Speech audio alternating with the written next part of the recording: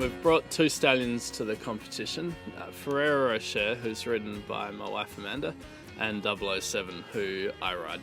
Amanda's already competed for Rocher. He's a stallion by Floristan out of a Weltmeyer Pick Boober mare, so we owned him, we bought him last year, but we have been standing him at stud for about 5 years.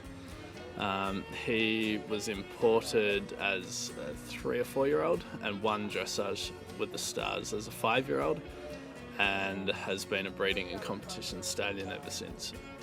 007 we've just imported as of November last year, and he is at home a breeding stallion and also at this competition a riding horse.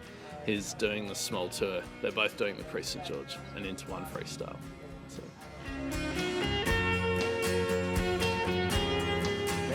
Yeah, each horse is different.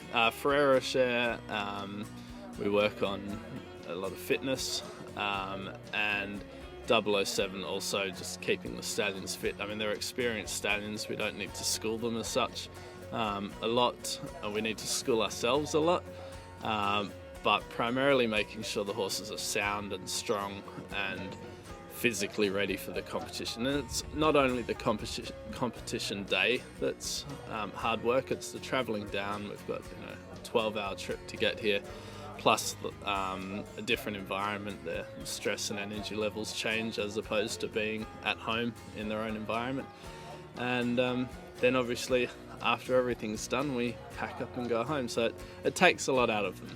And as well as at this time of the year, the tail end of the breeding season. So they've been pretty busy breeding mares throughout the season, and they might get collected and ridden on the same day. So we just need to make sure they're fit and healthy.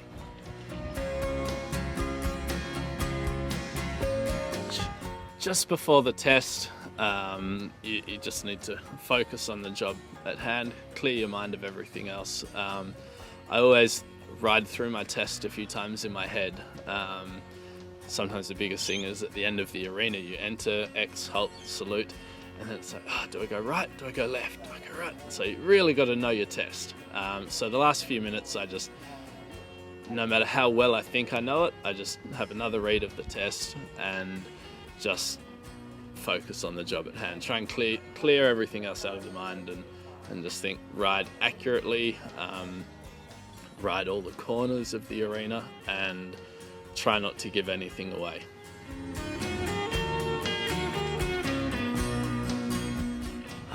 Both Amanda and I went through Pony Club to start with. I grew up in Tasmania, Amanda grew up in Sydney. We both started out doing a bit of everything, a bit of eventing and jumping and dressage, and fundamentally our Warmblood breeding program started about 12 years ago and has evolved since. But every year we're sort of evolving, changing, or just tweaking the direction that we're travelling, whether it be having quantity of stock or just having the European stock, or doing embryo transfers. So each year we look at how we've performed in the year and just tweak our business a little.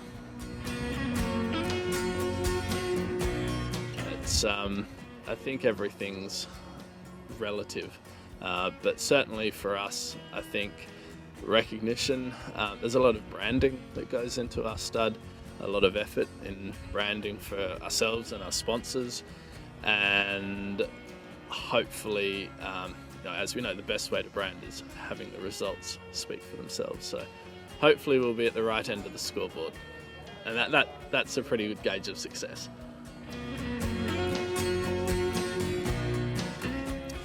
Each stallion has been chosen for their individual traits, whether it's type, they all have to be of a certain type and temperament, but also then bloodlines and what we think could be commercial for Australia for our own breeding program first. So we look after ourselves first and then work out what we think could be facilitated by the market, like what sort of stallion would the market need, what sort of stallion could bring us a return on investment. And at the end of the day, what sort of stallion do we want to ride? I think it's just important to look at the stallions that are producing nice foals, but also very important to look at the size of the world's top Grand Prix horses, and having a focus to really combine the complete package, the looks, type, temperament, movement, but also the trainability has to be there, because there's no point having a sensational moving horse, a flash looking one, if you can't ride it. So we're looking towards breeding horses that will perform for an average level rider at hopefully the top level one day. So. We've had quite a few good results with foal classifications. We also source a lot of horses by our own stallions, and one youngster was Donatello last year, who won the Champion of Champions. He was by one of our stallions, Don Ramiro. We've also, obviously, Ferrero Rocher. Like, if you look at the individual horses' performances, Ferrero Rocher has been very successful, and then more recently 007. On a breeding level, it's just good to see the numbers from our foal crops turn up in competition and be in the placings. I'm not so good with statistics from the top of my head, but there was a pretty high proportion at the state championships and at the national championships in the young horse classes by our stallions, either by our stallions or bred by us. So I think just chipping away at the block and trying to keep the quality and keep the numbers and having happy customers.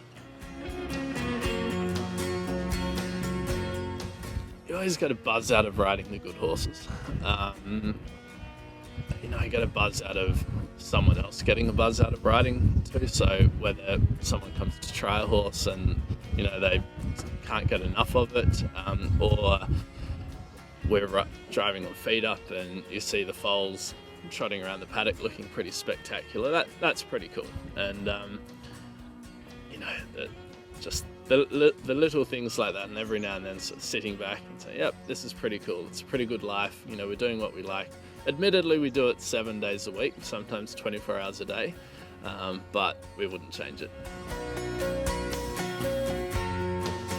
The changes to warmblood breeding, I think, like any sort of breed, it develops over time. The horses are more athletic, they're hotter horses now. Quite a few years ago, we were riding big, heavy, solid horses that needed a lot of kicking around, They needed a bit of help with their motivation. Nowadays, the trend is going towards a more self-motivated horse, and something that is very quick off the ground. We want good rideability with maybe not really long steps, but quick steps off the ground, and then with training, they'll hopefully become pretty spectacular horses. But I think that the trend, when you look at the top level horses in the world today, the trend is extravagance but rideability, and some of these top horses don't start out as young horses being the most extravagant horses, but they have the trainability and the energy, the natural desire to do it. So I think the horses will probably get lighter in type and hotter.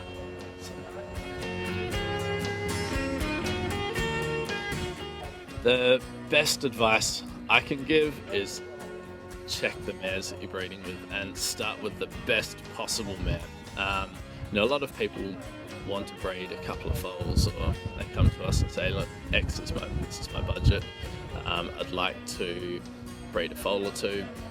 I would much prefer to see people, rather than breeding 3 average foals or foals from average mares, put the money into getting one really good mare and start with a good foundation, because it's like building a house or doing any kind of construction. It really starts with the basics, and if you start with good ingredients, hopefully you'll reap the rewards at the end of the day. But for the average enthusiastic breeder, start with a really good mare, and pick the best stallion you can suits the mare and your purpose, and cross your fingers that everything works.